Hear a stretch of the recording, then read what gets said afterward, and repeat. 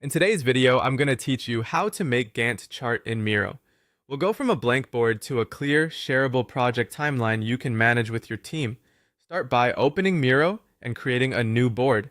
Give it a meaningful name so you can find it later, something like Content Plan, April. A clear title makes it easy to keep boards organized, especially if you manage multiple projects. The fastest way to build your Gantt chart is to use a template.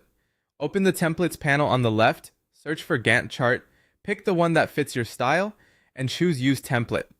This drops in a ready-to-edit layout with the timeline across the top, task rows on the left, and bars representing work in the middle. It saves a ton of setup time.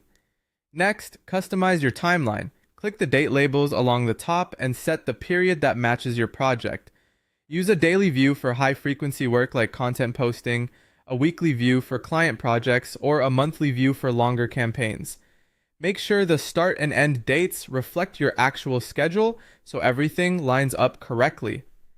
Now add your tasks to the left column. Think in stages or deliverables, items like content planning, script writing, video editing, scheduling uploads, and reporting. Keep task names short but clear. If you need subtasks, you can indent or add smaller labels under the main task. Create your taskbars to show duration. Drag rectangles across the timeline and stretch them to match how long each task will take. For example, you might allocate 2 days for editing and a single day for scheduling.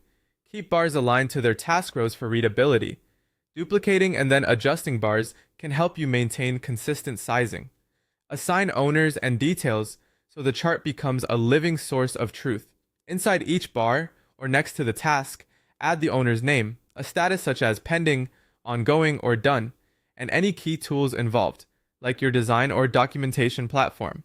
Comments or tags work well for quick updates. Add dependencies to show order. Use arrows to connect tasks, like script to editing to upload to publish. This makes handoffs and critical paths obvious, and highlights what must finish before the next step begins. Color code everything for instant scanning. For example, use blue for planned, yellow for in progress, green for completed, and red for delayed. Keep a small legend on the board so everyone reads colors the same way. Track progress regularly, update bars weekly, adjust timelines when things shift, and add brief notes like delayed due to revision or client feedback pending. When you're ready to collaborate, click Share.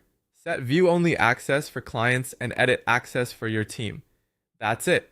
Your Miro Gantt chart is ready to guide the project from start to finish.